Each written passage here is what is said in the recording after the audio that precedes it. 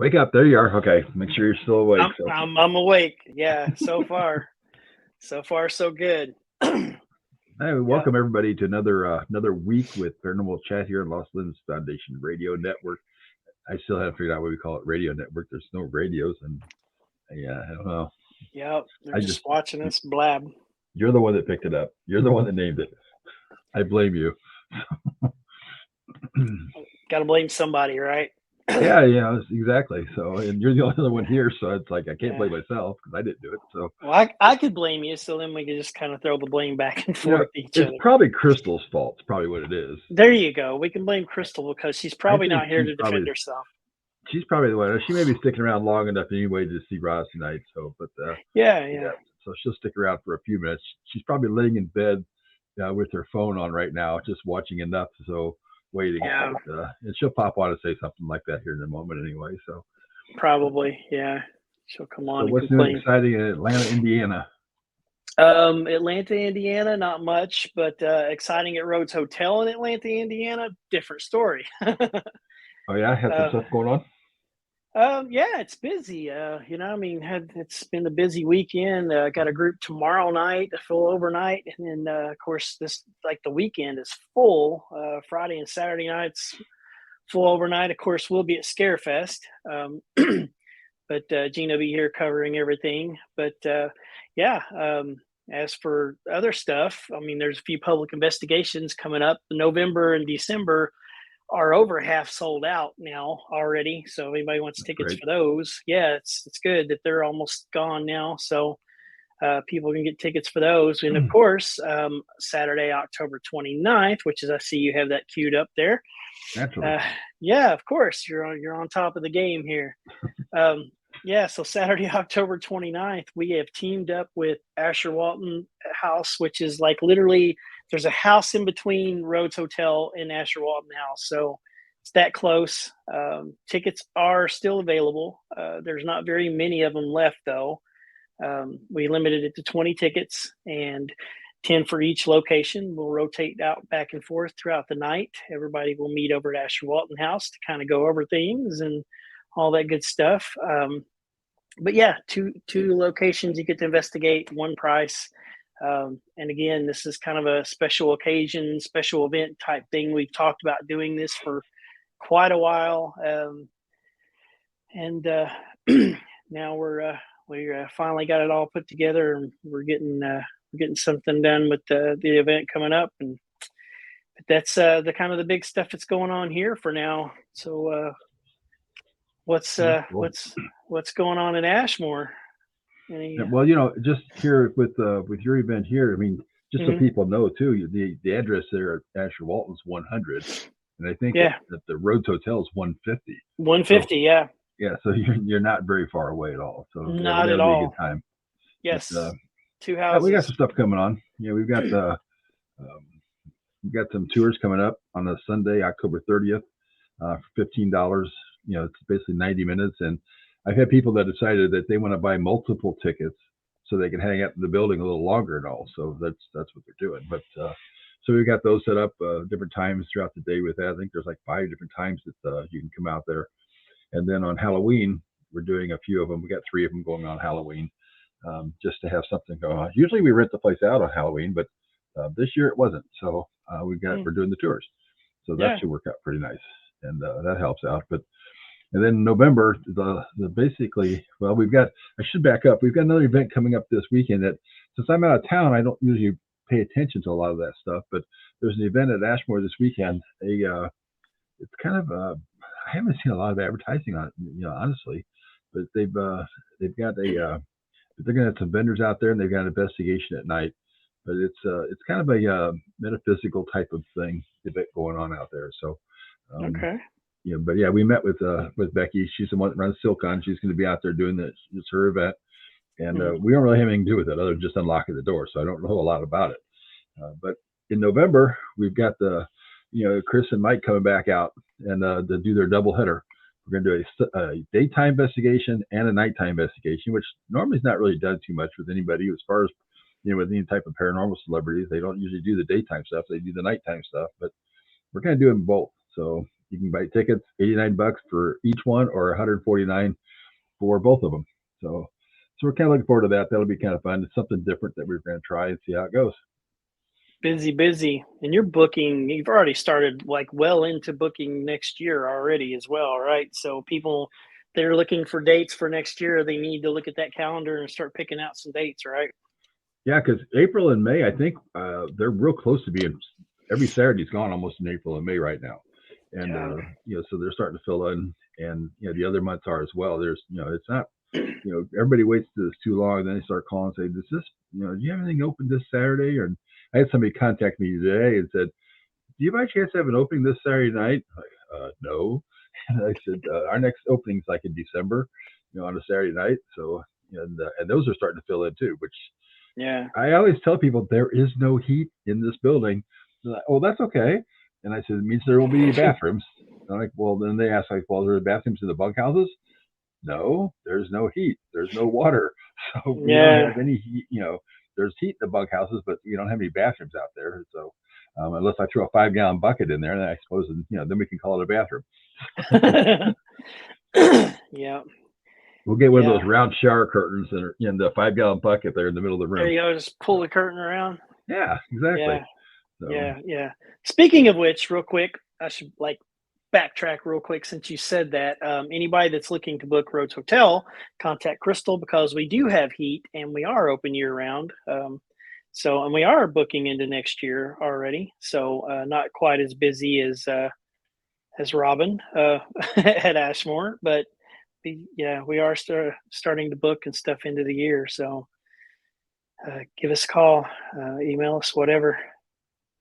yep. And just you got to harass, Crystal. I mean, just get in there and book those dates and get something set up. So, Yeah. I mean, it's a great place. Atlanta, or Rhodes Hotel is a great place to go investigate anyway. So, it's a fun place.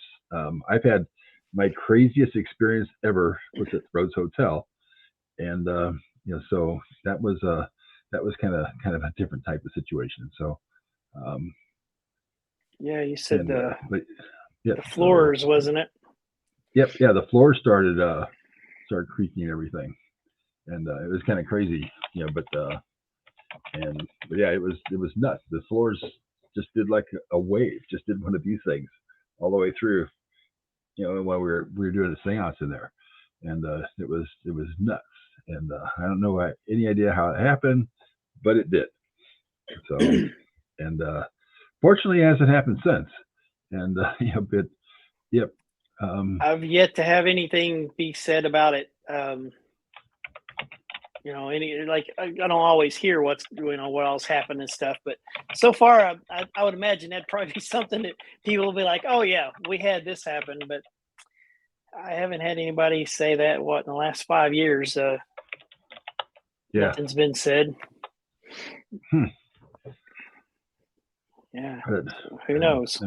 Yeah, exactly. Yeah, you never know what's going to happen with things, but so yeah, I got a message that somebody could hear. They were hearing some music in the background that was over top of us, and we had something that had on the system here, and I shut it down completely, so it's not even playing anymore. And Yeah. I couldn't hear it at all. I haven't heard any music. Yeah, so I don't know. It's paranormal. Oh yeah, hopefully it goes away. So, and Yeah, because I don't have anything playing here at all, and there was some background music, but I couldn't hear it. So, and but yep. So hopefully it's gone now. So we'll see. yeah. I haven't heard anything. Yep. But before we bring Rosalyn Michael in here, last week we were going to play something, and I couldn't get it. This will only accept MP4s. I know what it is now. Yeah. So, I was like, what? Yeah, I remember. So, now. And it was kind of funny in a way, just because when we put this up there, you can always tell when people don't watch stuff or don't listen to stuff or don't read stuff. They just hit like, as they're going through their day. And because there's only a couple people that really caught this. Yeah. So it was kind of interesting. So it was kind of fun. But of course, we're always messing around like that anyway. And some people take it kind of like seriously crazy. It's like, oh my God, I can't believe this. But so no, let's just put that on here. Yeah, it's all fun. Okay, let's just toss this on here before we're even here.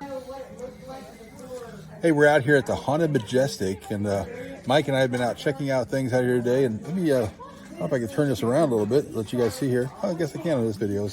But we've been out here. We've been to Point Pleasant, checking out Mothman. And what do you think today, Mike? Put in almost 3,000 steps today. Is that 3,000 or is that 1,500? I guess you could argue that. Okay. Yep. So the haters will be out there. You notice from the comments, the ones that did pay attention to it and caught it like immediately because they're like, "That's just wrong." Yeah, that was just so bad. But I mean, like, it's fun. They wouldn't expect anything less. I mean, it's like, there's retaliation that happens, and I think I've got something that I could, see here. Where's it at? Yep. Without the pie thing, but something else here. We're having our fun for just a moment. Yeah, I can't see the other thing I was looking for here now. I'm not sure what you're looking for. Oh, that's all right. That wasn't it. It's that little picture up there in the upper corner. Oh, yeah. That was a fun one. Yeah, that one's on Facebook. I think that was the last time I seen you with a prosthetic on. It was, yeah. And anybody that couldn't see that picture on there, we were goofing around, and Robin like literally laid down on the floor, and I got my balance and then took the prosthetic leg and just like put it up on his chest like I was just kind of standing on him. So. Yeah, then we called the tow truck to get the beached whale up off the floor. So. Okay, enough silliness. Let's bring Rosalyn Michael in here because we haven't talked to them for quite a while, and I got something for Roz anyway. So okay, cool. Let's bring them in. There they are. Hi. Hey. What's up? Hey, good evening. How are you? Doing good, great. but I'm a little concerned that you segued with enough silliness. Let's bring on Mike and Roz because you're lying to the people. Don't lie we're to going to them. bring some great silliness in now. So just okay. mediocre silliness. High silliness, yes. That's right. Yes. Perfect. So, Good to be here. Thanks for having us, guys. Oh, thanks for coming in. Michael, we've never met, so this is great to have a chance to get on here. Agreed. And Rosalyn, it's been years since we've been to some place that you were at. Yes, probably at least 5 to 6 years, I would say. Yeah, at least 6 years. I'm going to guess it was the 2016 event you did at Ashmore Estates for the open house that we did out there for the 100th birthday party. That was the one. Yeah, that was the last time. Wow, that was a good time. And I mentioned it last week. I'm going to mention it again today because this meant a lot to me. When you did this, I had a bunch of people come in, and we were taking care of. We couldn't pay talent fees, so to speak, to anybody because we just didn't have the money. We were donating it all back to Lost Limbs Foundation, and but I was going to take care of travel and hotel expense, and I came back to you to get to take care of your travel expenses, and you wouldn't let me do it. No. And I've never forgot that. And that was, it's been, just a super moment that I remember from working with you and all. And I really, I appreciate it. That was just great. Oh, you're a sweetheart. Yeah, I'm really glad I could come out and participate and help so that, I was happy to have more money go to charities and help everyone out. So I'm glad I could be a part of it. It was a very fulfilling weekend in so many ways.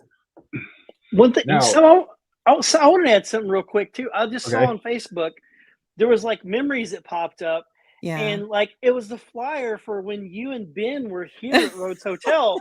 That was in 2016. Oh, was that the same year? Oh my gosh, that was so fun. Yeah, it was. Ben and me had some great adventures out there doing some things with you guys. Yep, that was fun. Speaking of you and Ben, I've got to bring this up because you guys did an incredible presentation while you guys were at Ashmore Estates. And yes. I just want to bring this picture up and have you explain to me what the paranormal activity that you guys were talking about in this picture is. I think Ben was doing the dog, and I was on my way to a rabbit. I was like at a half rabbit. The ears were about to pop up at attention. So yeah. But yes, in our paranormal investigations and our events and everything, when we have guest speakers come in to educate individuals about the paranormal, you can't get any better than Ben and Roz doing this.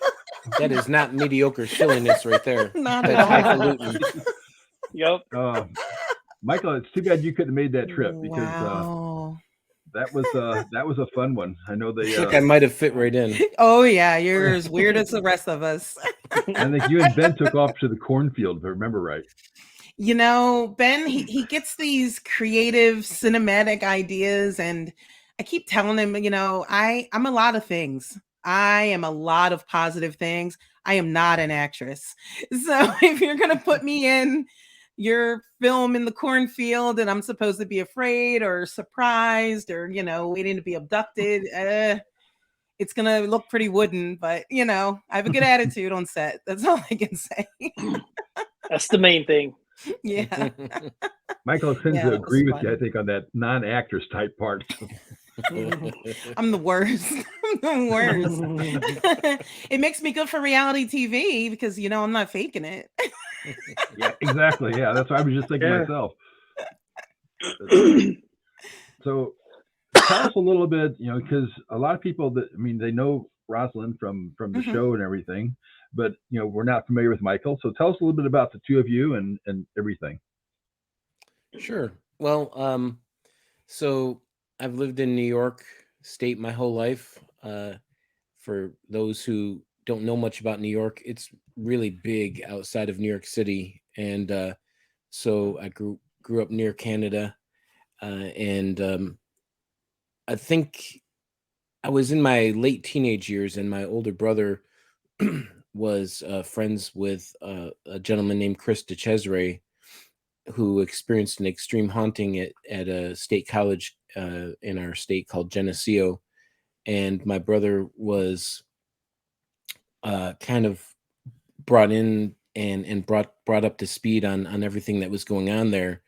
And so here I was, like 15, 16 years old, a church going kid, and you know, people that I trusted were reporting ghosts and, you know, really strange activity, and uh, they didn't seem to be lying. In fact, they had some of the best evidence even today of what we would now call an EVP and a ghost photo, and journal notes chronicling day after day of this spirit in Chris's dorm room.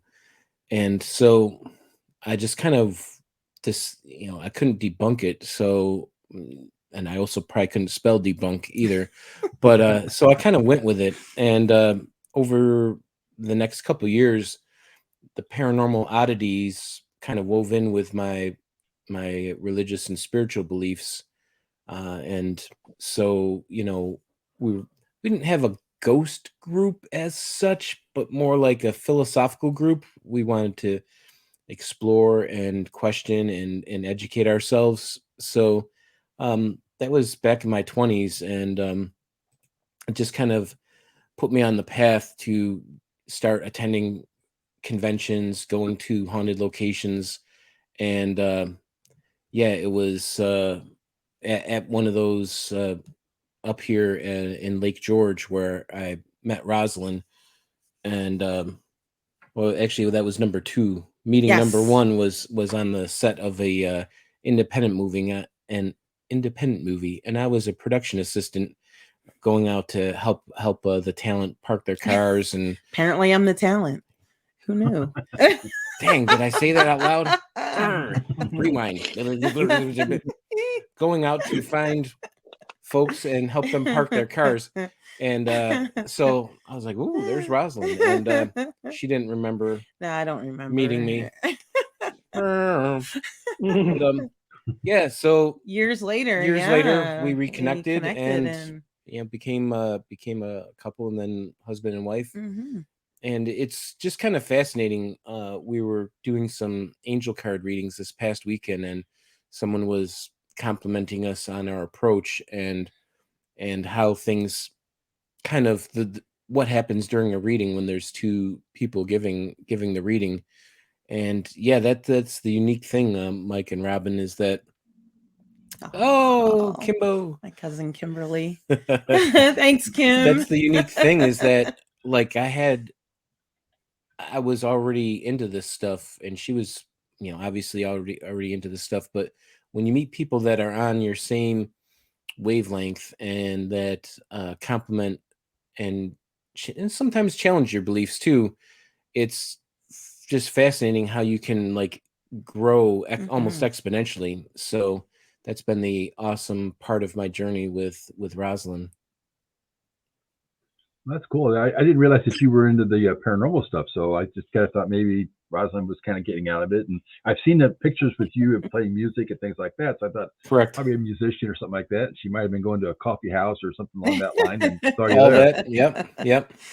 Yeah, no, he's been in it for a long time, in a different way than I was doing it. Again, Michael was part of a group that was exploring all different aspects of the paranormal from, more of a research and observation, a little bit of interaction, but it was almost like they were a little more arm's length and much more academic about it. And I was more in the trenches doing paranormal investigations since 1999 is when I joined my first group.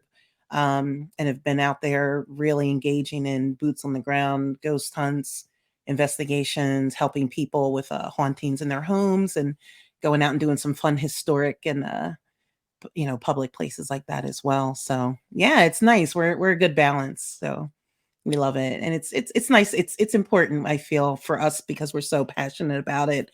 It really is beneficial to have someone, a partner who is equally passionate about it. It really makes a difference.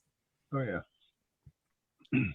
One of the things years ago, obviously, this has been a little while, but I was at Waverly when Ghost Hunters Academy came to Waverly. When we filmed, that's how we met. Yes. That was the first time meeting. Yeah. Yes. Your sister made those chocolate peanut butter balls.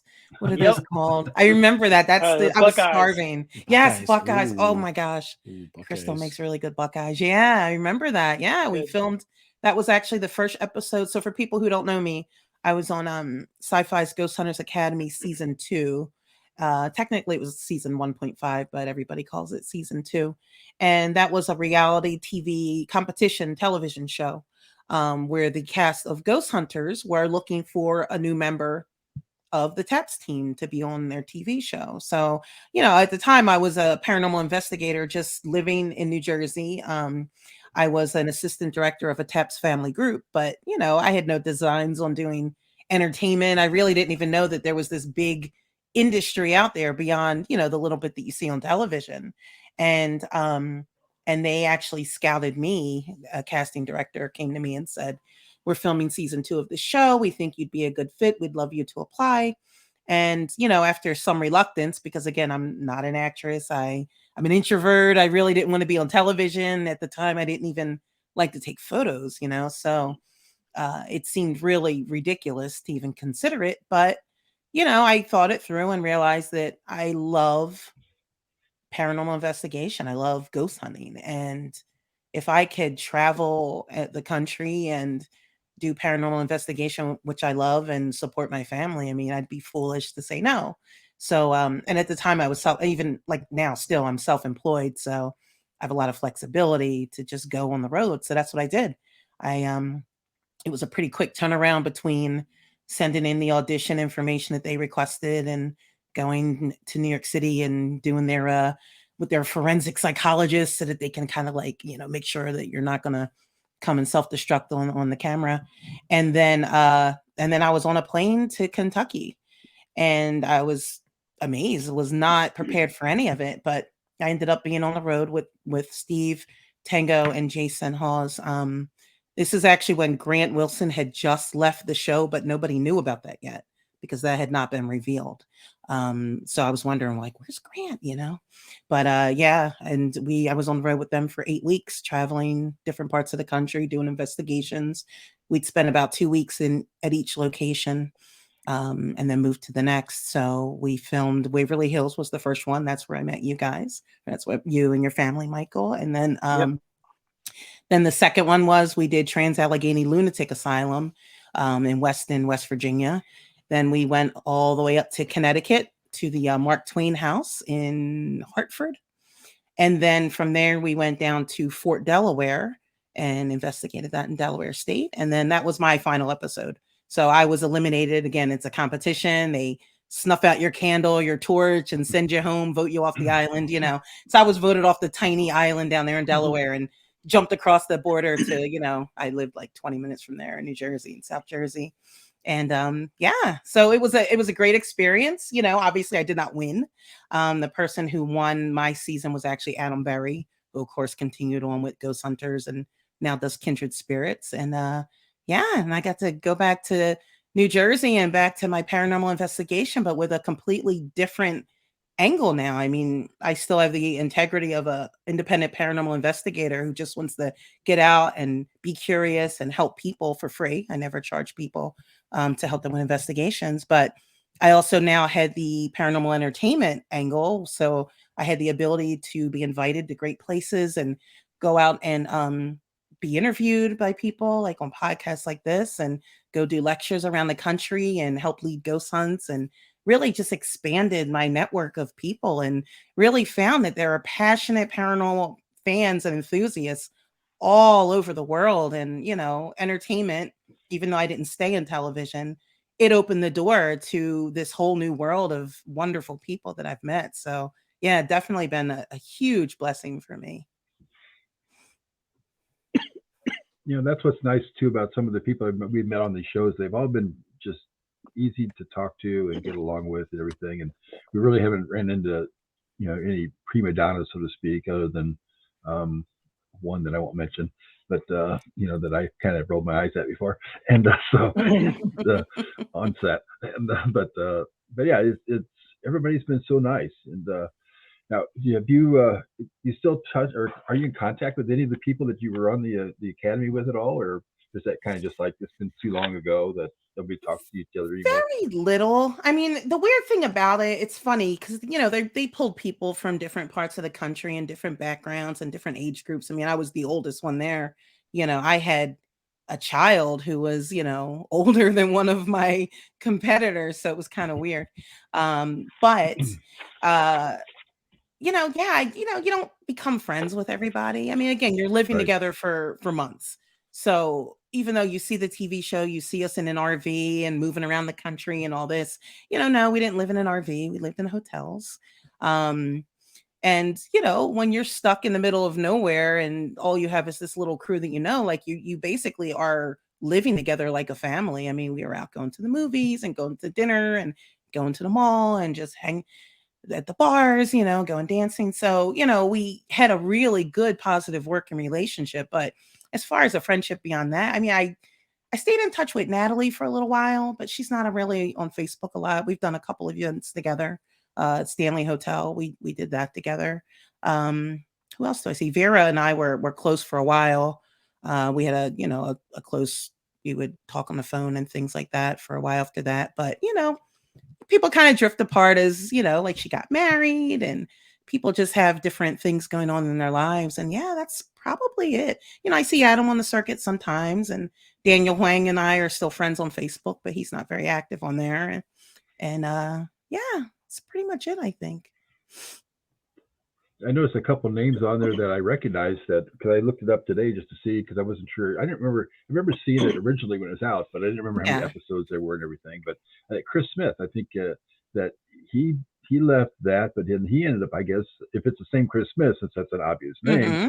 you know. Yeah, But I it's think him. he was with the Tennessee Race Chasers. So, um, Yeah, and he actually was supposed to be part of my season. He actually was there with us for the first couple days.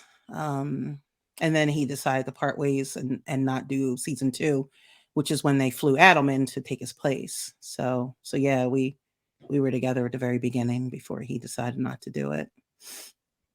and I saw like Carl Pfeiffer that Hmm. was involved. He did one episode with Ghost Hunters International, and that was it. You know, Oh, I but didn't 'cause, realize that.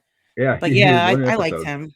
He's Yep. really, you know, we met only once out at the Stanley, but you know, I had a little bit of interaction beyond that here and there. But yeah, I really liked him. Really, really good guy.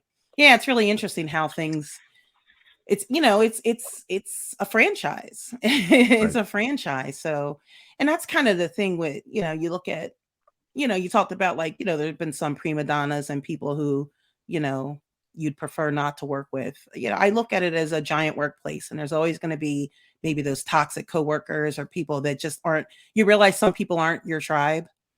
So you're like, all right, cool. You'll be, my friendly coworker. You'll be we're cordial, we work together, but we're probably not going to have a lot of interaction beyond that. And yeah, that's how some of those relationships go with the people I've met in the field who, on TV or maybe behind the scenes of TV. And they're not, people toss around the term para-unity. And I think a lot of people that use the term aren't really exercising it. It's a talking point, it's a label, but true para-unity means having tolerance for people, being respectful, not stirring the pot or kicking up drama, having a private opinion, but keeping it private. And realizing it's a very, very, very small pond. So Sure. it's best to just get along with people, even if they're not your tribe, if there's a lot that we don't maybe vibe with, but I just get along with people and do my thing. And, we're not all going to be best buddies. Yep, that's what happens. Now, and the two of you guys are doing investigations and doing some private investigations and trying to help some people out then together. Yeah, we don't do as much with the investigations. It's almost like I feel like, I've been enthusiastic about this stuff and been active in it for more than 20 years, but it's like my participation has evolved in some ways. So yeah, I still do investigations here and there. I've been asked to join other groups. I don't feel that right now I have the time to commit to being part of a formal member of a group, but we do some fun investigations where we'll just go out with certain groups and they'll say, oh, we're doing this here or there. Do you want to come? We do that. We've done some fundraisers. We have one coming up Halloween weekend. It's sold out, so I won't, go far into details, but it's a local historic, because we're in a very historic part of New York along the Hudson River. So we're doing a fundraiser for a local historic society. And I'll consult if people need help. I mean, I don't usually lead with it, but I have specialized in some of the more disruptive, the darker cases, the things that, can make it really difficult for a family to live in peace in a home. So if people need help, I will consult on those cases. But, it's not something I seek out and it's not something I glorify.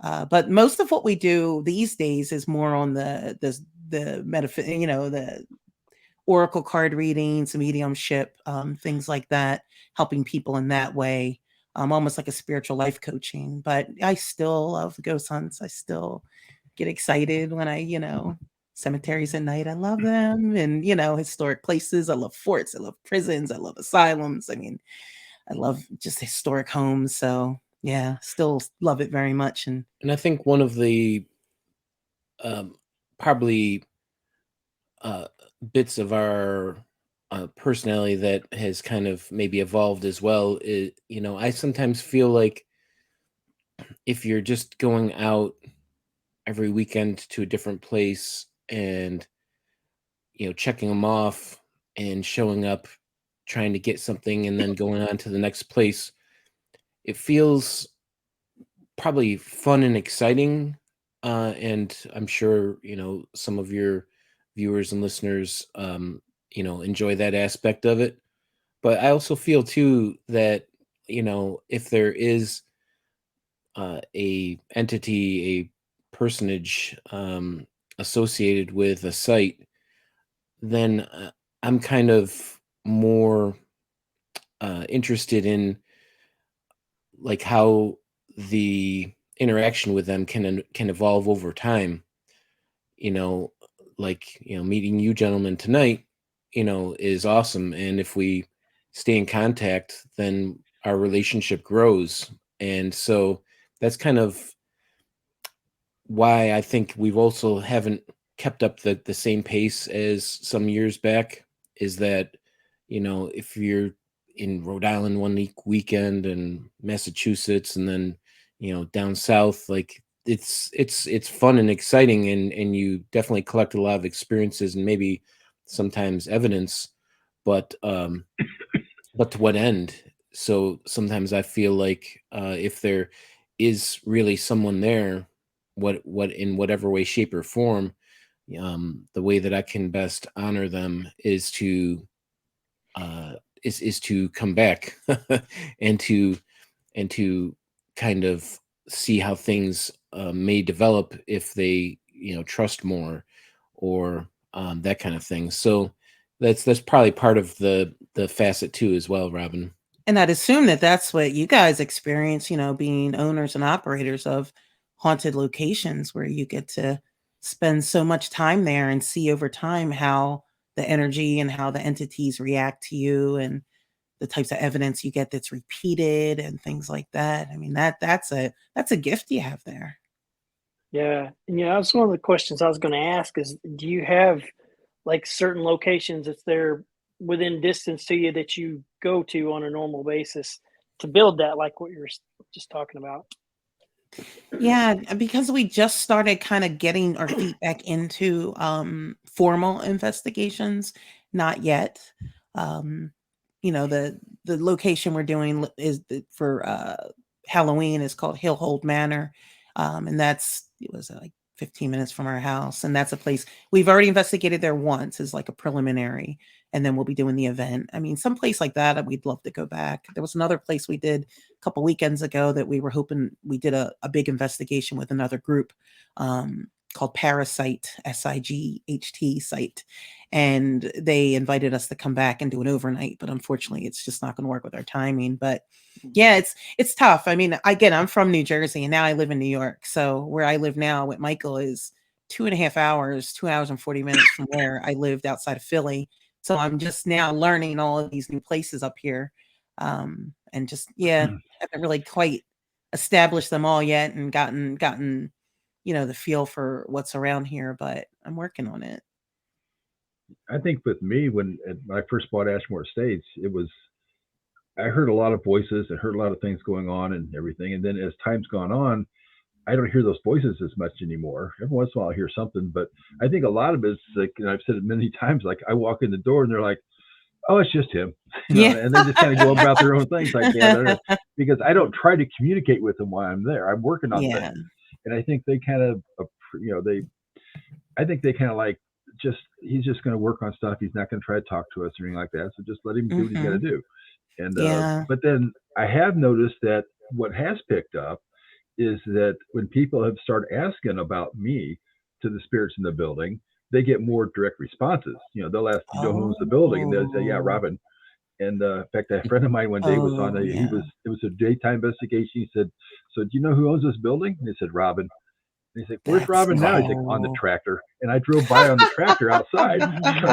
So I think they keep track of me, but it doesn't necessarily mean that they're going to interact with me just because I'm usually too busy and not even, I'm not ignoring them. But at the same time, I'm like, my mindset, I'll work it. And it's like, got to get this thing, got to get this stuff. And I'm not thinking about it. So I think that they're there and they recognize it, but I think that they talk to other people about it instead of just me. That's actually more impressive than experiencing it yourself. Right. In my opinion. One thing too that I like about your that kind of way that you're talking about that, Robin, is that sometimes, especially when you're early on into ghost hunting and exploring these things, every now and then you can kind of get it can be a little bit too much. You get freaked out by something. And so the model that I sometimes think of is like, how there's the plugs that these days they have got 3 prongs on them, and that third prong, I guess, is the ground. But for the purposes of my analogy, it's not really important what that it's a ground. But I would think of it as like, let's say there's our daily self and then our spiritual self or our psychic self. So if I was feeling a little freaked out, I would try and get rid of the, kind of tamp down that psychic part and just go 2-pronged for a little while. And I feel like that's what you're describing. Like, geez, I could stop and focus on this stuff, but right now I'm so in the daily mundane stuff, it doesn't even register. You're actively, by my analogy, you're 2-pronging it, and stuff could be happening around you. You're like, hey, you just got.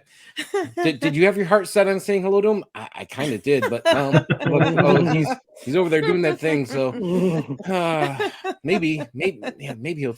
So, but you're focused, and stuff can be there, but it doesn't even hit you because you kind of aren't spiritually open at that moment. So that's kind of an interesting thing to and I believe probably some of the people that we've spoken with, and maybe that you gentlemen have as well, if they own a place or lead tours there and that kind of stuff, sometimes they probably have that same, like they've got the specialness of perhaps a relationship, but then they also can kind of just not even be aware of it sometimes. That's fascinating.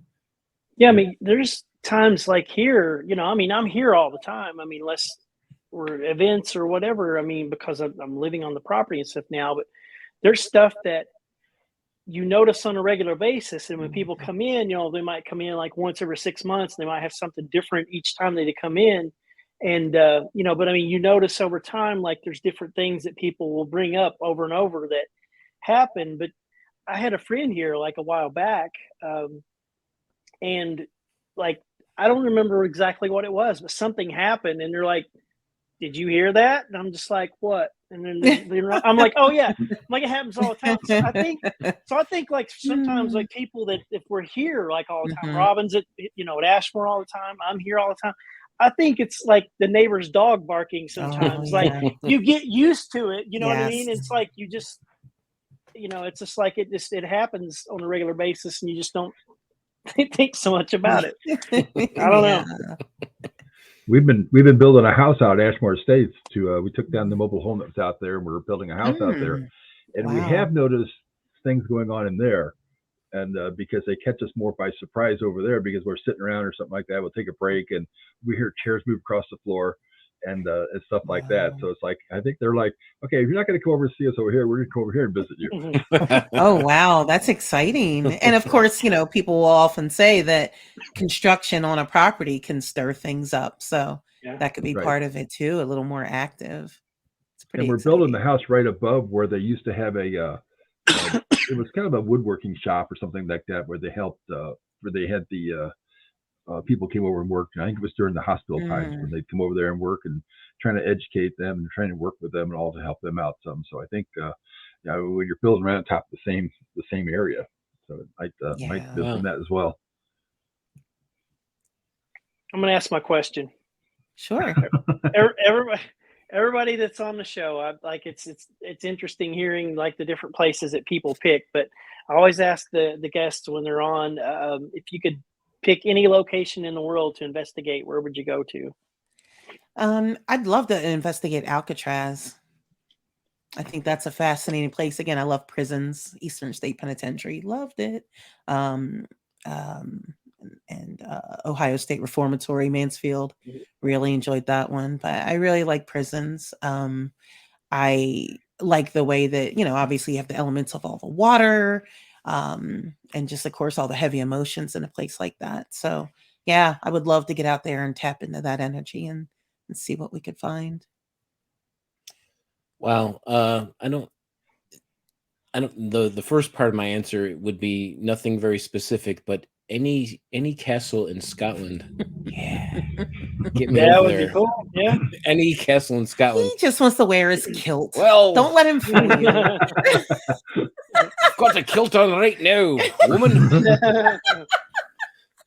But if it didn't require a passport, and if I had to be more specific, so I grew up outside of Buffalo, near the Canadian border, as I said, and in the village that I grew up in, there was a historic fort called Fort Niagara, and it goes back to before the Revolutionary War, like very early, and so it still stands, and there was always reenactors in the summertime wearing uniforms and that kind of stuff. So it was really kind of cool, but there was always rumors about ghosts and ghost activity, and she's been there. Yeah, I've investigated there for an event, and I have not. So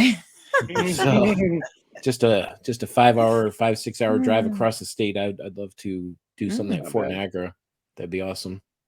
I know the Kling brothers and Tim Shaw speak very highly of that place. Yes, Timothy Shaw. Yeah, I actually was with Tim for that investigation. Okay. Yeah, Fort Niagara. Oh, sorry, yeah. Doug, that nice and inspiring. Yeah. Yeah, we had fun. Sorry. I think the Finn Brothers Sorry. did a Ghost Dive episode there. She's not sorry. I'm not sorry. She's spiking the football. I'll tell you also, I don't feel like enough, and this isn't like, it's something that's always been, to me, seemed like an untapped topic, but some of the places that are confirmed to have been Underground Railroad locations. I know right up there by Fort Niagara, Tim would take me to, there's this a statue that kind of celebrates Harriet Tubman, and it's right there on the water. And what water is that? That's the Niagara River. The Niagara River, thank you. And in the statue, they're kind of like looking across the shore, I guess, towards Canada, where they would have gone towards freedom. And I keep saying, geez, guys, if you're doing a TV show and you're looking for a theme, like, and I've thought this for many years. I thought, man, that's a really good topic that, there's so much history. And again, if you're looking like when we do our investigation, when we do an event Halloween weekend, the topic that we're most likely going to do as far as our talk before the investigation, which we might change it, but it's how to supercharge your ghost hunt. And the point of that is, what can you do? In most cases, most people aren't like you guys, they don't live and have complete access to a historic location that's reportedly haunted. So if you're just here for one night, you've got these 3-4 hours to do an investigation. What can you do to maximize your potential of having an interaction? And that begins with picking a location, like a Underground Railroad location, because, again, if you have some actual historical facts that you can pull, if you have names that might be associated, if you have a time period where something happened, something that might have been traumatic, something where people have a lot of high emotions and heavy emotions, those are the types of things where you're going to have a better chance of actually having activity. And then knowing things that you now can pull out names. You can do an EVP session and bring up Harriet Tubman, bring up other names from the area, bring up things that that these people were striving for. So to get their freedom, to run away, to head to Canada, wherever, it's like, it sounds callous, but it could almost be like paranormal fish in a barrel, because it's like so much potential in this finite spot, and you have the tools to get them to interact. So yeah, if people think about that, I'd love to see somebody run with that idea. Yeah. Yeah, the guest we had on 3 weeks ago with Cheney Mansion, they were part of the Underground Railroad. They have one room downstairs that people would There stay you in. go. And then there was a tunnel that went underneath their house over to another one down the way, so they could escape from one place to the next Yes. place and get out. And Perfect. a lot of people don't investigate the basement that much, but it's my favorite spot to go in that house. It's down there in that Yeah. basement. You have to crawl through a small hole in the wall. It's not huge, but you can crawl through this area in the whole hole. And they just go back there and they would just stay inside there and pretty much like hide inside that wall area. So That would be the pretty first cool. place I would go. I would go in there by myself and just sit and just see if you could connect. Yeah, that's fantastic. Yeah. And one thing is, I've seen a lot of people that don't maximize their time when they're investigating. And I know at Ashmore, it seems like people come out there and they go from room to room to room. They'll spend 20 or 30 minutes in each room, and they go to the next one. They go to the next one. And I'm like, but they don't listen to anything.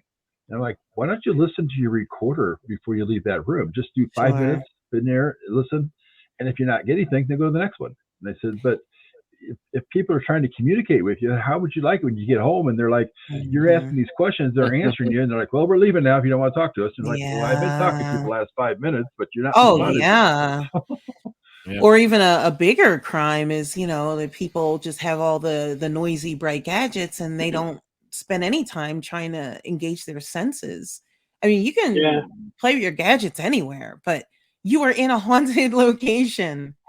Sit and be in it, and don't just go into the room and like sit in the far corner. And, if it's a place that has like hallways and things, try to station your body where you can view down the hall, you can view in the room, like move around a little bit, try to get your best vantage. I mean, like we're saying, it's how do you maximize the time you have and maximize your potential for communication. Know some basic historic facts about, if you don't know a lot about the location, then find out about even just that region, that time period. You know, who was the president? What was the climate?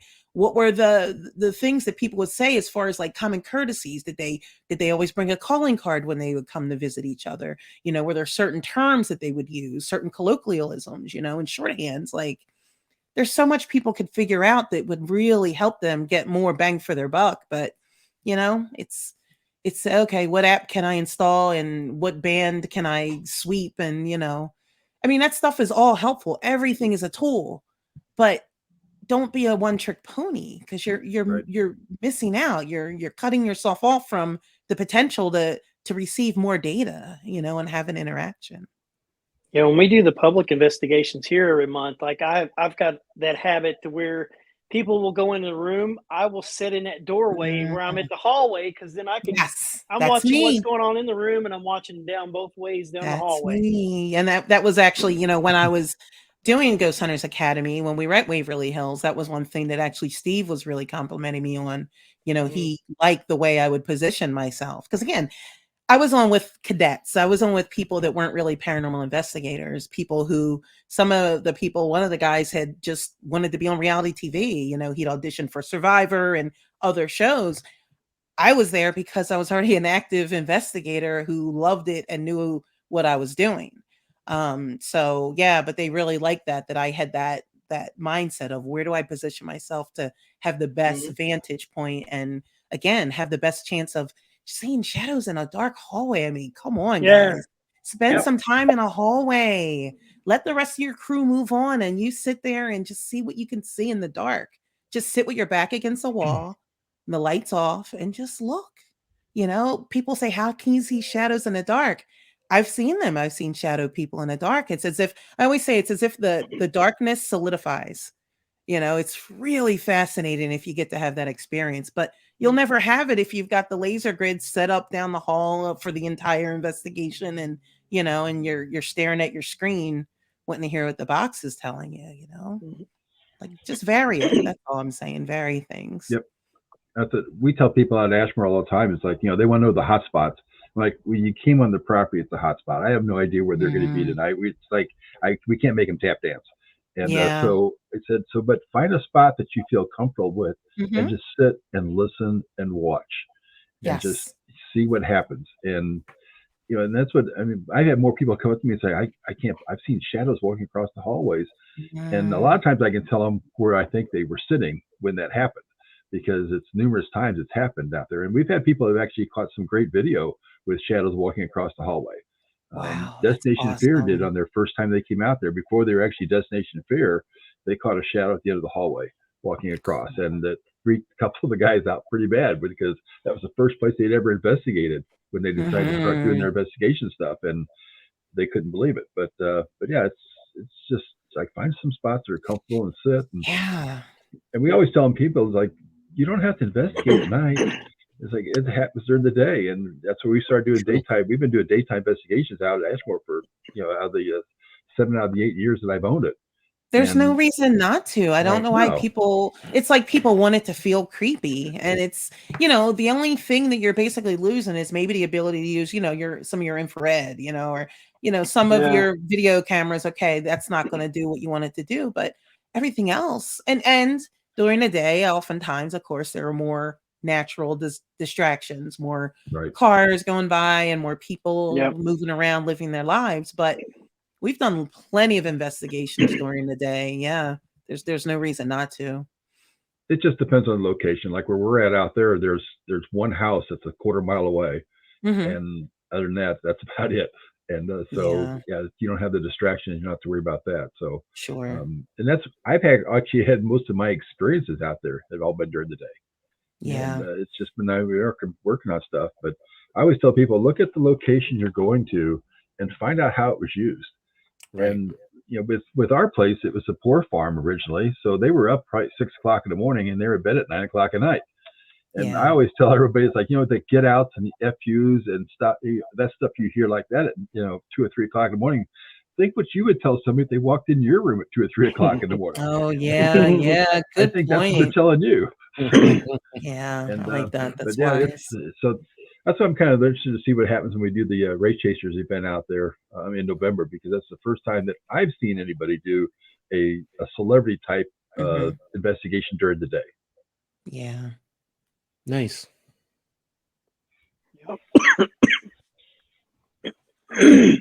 Have you been finding anything as you're digging around there in the dirt? Anything interesting, like old nails and things like that outside there where you're building that house?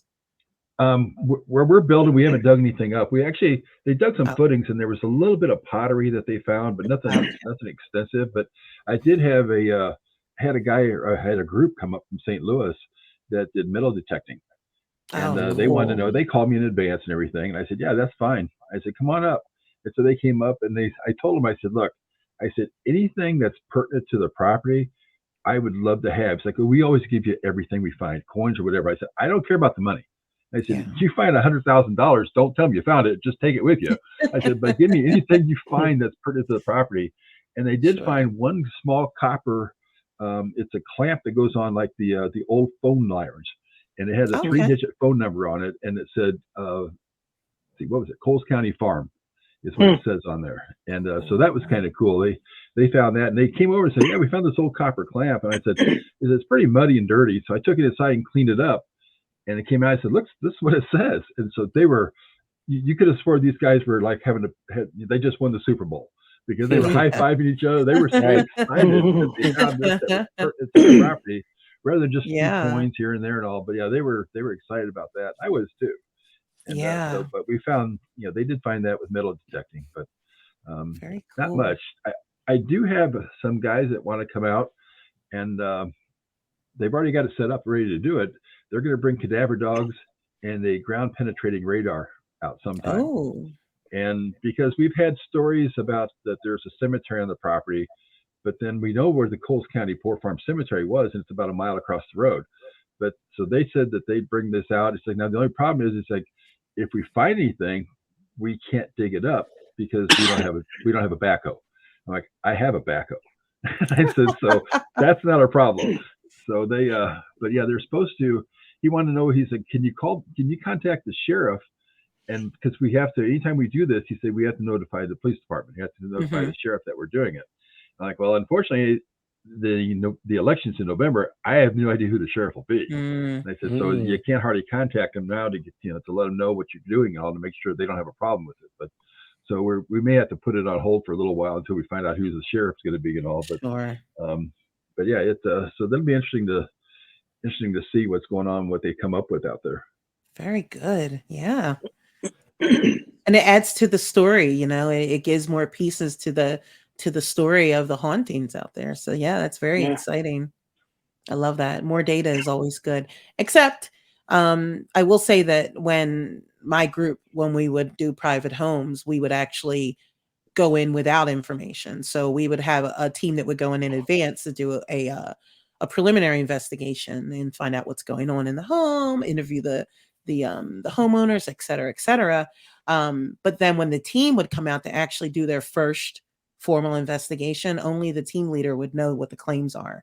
So we really would go in unsullied, untainted by preconceived notions about what was going on. And then, of course, now if they do get evidence, that makes it even stronger because they didn't know about the murder that took place or, whatever happened in the house. So Right. yeah, kind of two ways to go about it. It just depends on the situation. But Yeah. but as far as a historic location, having lots of info is only going to help you try to put the story together. So And that's what we do there. I mean, like Ashley and Abby and Terry, we'll tell them the history of the place, but we really don't tell them about the paranormal side of things, because yeah. I can't prove any of it anyway, other than the two situations that we know of, that, that two deaths that I can confirm. I mean, I know there's been a lot of deaths in the building, but the two that we think are related paranormally to the building was the Elvis Skinner, the little girl that died in the fire in the previous building, and Joe Boxham that was brought back to the building and died there when he was hit by a train.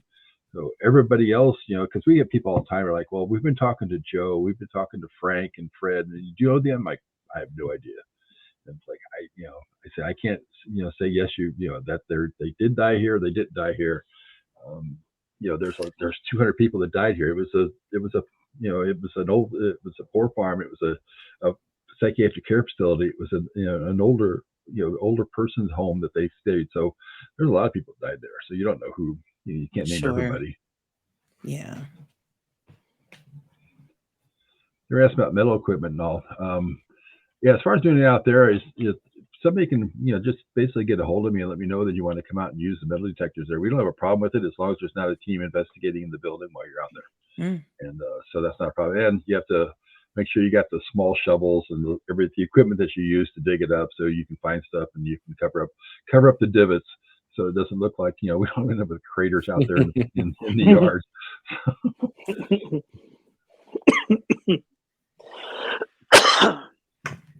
Mike, before you choke to death over there, we got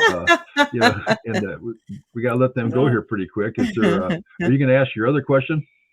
Ooh, yeah. Let's love ask questions. the other question. I stole this question. I always I got to give credit to Jenny because I stole it, because I was asked this when I did an interview one time, and I was asked if you could investigate with any three people, alive, deceased, or fictional, who would you pick? Would you like? It's a pretty good question. Whew.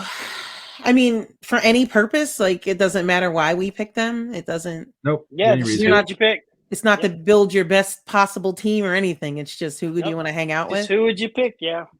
Okay. Do you want to go first? Well, first that popped into my mind was Ed and Lorraine Warren. Can't go wrong there. No, good one. And did you say that they have to be dead or they could be alive? Live, dead, or fictional? Or fictional, even, yeah. Oh, or fictional.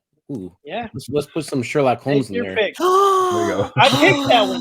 Good. All right. Got a dream team.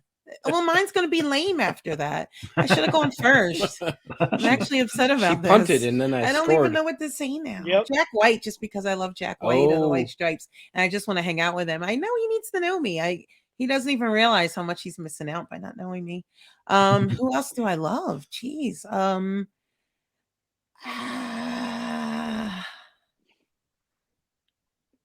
I'm terrible. 3 Jack Whites. I don't know. I don't know. Honestly, I mean, I teams. I'm gonna have to punt. I don't even know who I would pick. Well, you know what makes up a good team. I know, but I wouldn't want it to be a good team though, because it's more like just the vibe. Sometimes if you're having fun, you have a better investigation. Because I feel like if you're in a good mood, your spirits are up, your energy is higher, vibration is higher. And when people are interacting with each other, and even if you're like, I've noticed, I don't know if you guys have noticed, but when we've done investigations, usually I run my voice recorder the entire time, or I'll have 2 voice recorders. One who stays on, one I might turn off and on. And I would, especially in like private homes, we would investigate for like 2 hours, take a 20-minute break, and then do the final, 40 minutes of investigation. Well, oftentimes I would get EVPs, more of them during the time when we're just interacting with each other. We're having a snack, we're drinking, some coffee, we're just laughing or talking. And then the spirits are like interested. Like the whole time we've been like, is anyone here? What is your name? Can you hear me? Make a sound. And they're like, yeah. And then when we're like, different day, right? But now I'm talking to him and just chatting, and they're like, oh, this is interesting. Oh, what is she saying? And then she did what? You're like, suddenly they're interested. So I don't know, I don't know. My husband, I love hanging out with him. I know I'm corny. What about your other musician? What about your other musician boyfriend, The Edge? Oh, the Edge from U2. All right. If it's just so I can like hang out with people, yes. Jack White, The Edge. And well, now I don't know if I can bring you if I'm with them. Wow. Nicely done, Mike. Nicely done. Yeah. You just got cut from the group. You would distract them with digging music some things up here. metal detector or not? Oh, sorry, guys. Sorry, my answer wasn't better. No, I let the team down. It's a tough question. You get put on the spot. It's a tough question to. Yeah. Yeah, there's that one really talented medium. What's his name? We were watching a show. He's the young blonde hair. Tyler. Oh, yeah. You know what I know his mean? last name. I know who you're talking I about. can't Yeah, remember Tyler's last name, but I know who you're talking about. catches while he goes. You know, not just because he obviously is very psychically talented, but because his vibe, his energy, he's like us. He's very heart-centered and people-centered. So being with somebody like that would be really good to be with, especially if it's a more sensitive or more difficult location, like a more of a difficult history, I think. So I'm going to trade my husband for I'm sorry. He kind of reminds Ooh, me. I'm He kind of reminds me of the sorry. Doogie Howser of the paranormal. Oh yeah, there you go. Yeah, and he was up here doing an event, and we were actually doing an event in Gettysburg that weekend. We were like, "Why is everything awesome on one weekend?" Because we would have gone. He was doing one of his mediumship True galleries, that. but definitely want to catch him again. It's believers in do we Oh yeah, believe in cousin heaven and Kim. hell? Can we answer a question from the chat? Sure. Do we have Yeah. time real quickly? My Oh, yeah. cousin Kimberly is believers in the paranormal. Do you believe in heaven and hell? Question for you all. So I'll start. I do. And it's interesting because, you know, I used to back before Facebook got more involved, but back in the day, you would have this like little field where you could write about yourself. And I would and for my religion, I would say Christian and then some. And I still am that way. I mean, I've expanded in some ways. I've taken on more of maybe some of like Eastern philosophies and things of what I believe in, like reincarnation and things like that. But I do still believe in heaven and hell. I mean, some of the spirits we encounter, I believe their hell is a hell of their own making, where they're kind of remaining stuck in a situation because they're afraid to move forward. But as far as a heaven and hell, I actually do believe in that. I feel like we interact with angels enough to believe that there is a heaven out there. I would say yes. And again, you know, as Robin or Mike, one of you was saying, you know, geez, I don't even know if I could define, you know, what's in that room next door, you know. So, you know, with any certainty, I mean, we have our beliefs. So, I mean, as far as what heaven and hell is, I don't know if I could put a firm stamp on it, but I do believe that, you know, experientially, I've kind of been present or been cognizant of spirits rising, you know, kind of going someplace. And I also feel with some certainty that I've seen ones in torment. So in some way, shape, or form, yeah, I do believe in heaven and hell. What about you two? I'm with you. I mean, you know, and like something else just to kind of add with things, you know, you hear these near death experiences that people have, you know, their operating table and they're died and they come back and then Yeah. they have, you know, these images and these things that they've had happen to them, you know, I mean, so yeah, I'm with you. That's a kind of a tough one for me because I'm, you know, I sit back and, you know, it's almost goes back to religion type of thing. And I always kind of wonder, it's like, if your religion is so strong and your God and whatever your God it is so strong, how can such bad things happen? You know, when you're sitting there and you know, and you know, it's like, why does he let all this stuff happen to the kids and everything? So it's like, so I'm not sure. You know, I haven't decided yet whether what's going on with everything. And then I always kind of chuckle when I look at I watch the baseball pitchers crossing themselves, and I watch the batter cross themselves. I'm like, Right. well, who's going to win this one? So, Right. like, which side's he on here? So, but yes, I'm kind of mixed emotion with that, and it kind of goes along to that deal when people tell me that there's no such thing as paranormal experts. I'm like, oh, there is. We just haven't crossed over to meet them yet. Oh, nice. And, but yeah, so it's so I guess we'll find out sooner or later. Yeah. Hopefully a lot later. Yeah. Don't wish secret Yes. on us. Yeah. I have a lot to do still. So yeah, I mean, I know there's some bad people that you know that we've had one encounter with a well-known serial killer here in my building, in the theater that I own, that I live in. We've had one, you know, so if there's a hell, you can obviously walk away because this guy should sure as heck be there, and so you must be able to come and go if he. So yeah, so I'm kind of, that's why I say I'm kind of mixed emotions with that as far as what's right, what's wrong. Well, what I like about Kimberly's question is that it's one of my favorite types of question where you you end up with more questions than answers. So Exactly. yeah, it's fun. It's fun to explore this and try to figure all this stuff out. So yep, sure is. Yeah. So, well, other than your sold out event in Halloween, do you have anything else coming up? What else are we doing? Is it that might be the last one we have scheduled for the year? Yeah, nothing. I don't think anything in particular. No, nothing major coming up that I Next year, could think of. Gettysburg, Yeah, definitely doing Gettysburg Oh, again next year. cool. a battlefield bash. Yeah, a charity event for wounded Pam and warriors, and Steve. yeah, Steve and Pam Barry. They do an amazing job out there. And yeah, I mean, we'll have to see what next season brings. We're definitely open to doing events, and we're planning to start doing more paranormal lectures, like we've done things around here, like for the local library and stuff like that. Now that everything's post-COVID, we feel like, you know, we can get out there and start to do some more free lectures. We might start opening up for doing home angel card parties for people, because we are card readers. We do angel card readings. And so we're looking to start branching out and doing more of that for people in their homes, and doing more of those at like psychic fairs and things. We did one last weekend, and we were so busy all day, and it was nice to be able to bless people. There were a lot of tears, and people that came really struggling with grief, in addition to just looking for guidance, and we were able to help people connect with their dead loved ones. And yeah, it was really fulfilling. So we're realizing that we have the ability to help people in this way, and we really have to get out and try to affect more people if we can. It's tough. That's Grief great. is tough. Yeah. Oh yeah. Yeah. Well, man, thank you guys for coming on and joining us tonight. Yeah, And thank you. we'll have to keep in touch. We have to make sure Thank that's you. not 4 years between but from basically the last time we had a chance to Yeah. talk and all. Yeah, for sure. For sure. We can look into traveling Definitely. next year. I mean, now that we should Oh, have more yeah. free time. But yeah, we'd love to. And yeah, if anybody wants to reach out to us, you can find us on Facebook. Our Facebook page is Song of the Spirit.